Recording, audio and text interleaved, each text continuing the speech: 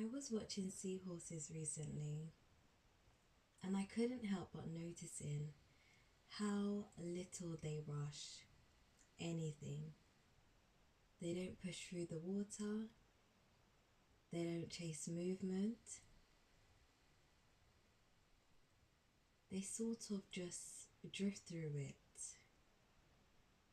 And even when they move, it's not forceful, it's precise, almost like they're responding instead of initiating,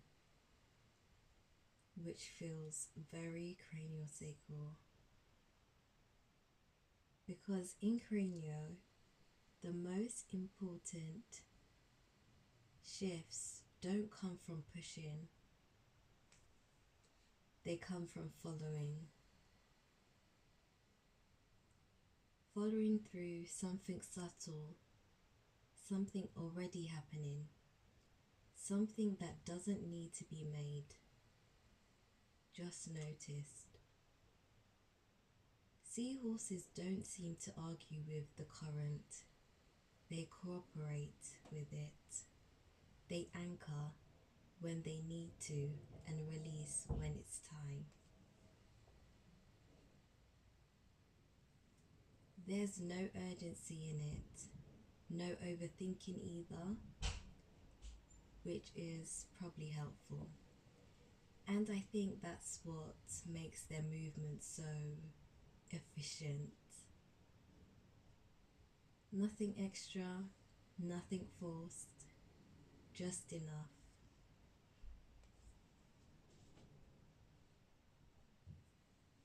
In craniosacral work, you start to recognize a similar pattern.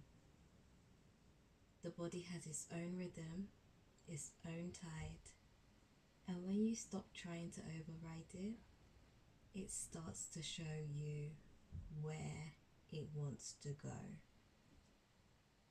Not quickly, but clearly. Unlike the seahorses, it doesn't need to rush to get out there. It just needs to stay in relationship with the movement. There's nothing quite intelligent about that.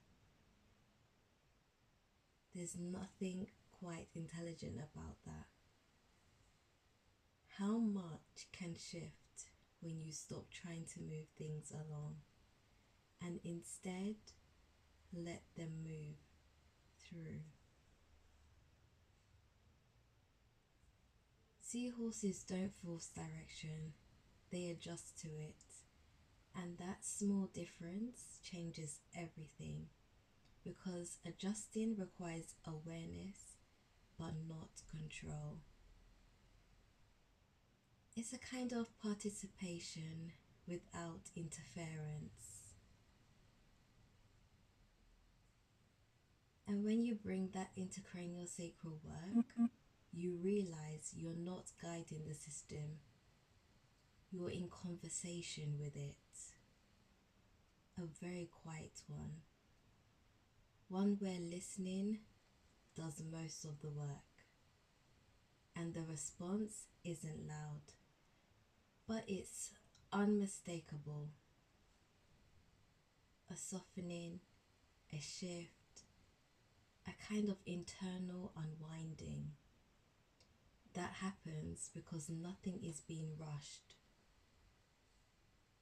Just like the seahorse, the body doesn't need speed to create change.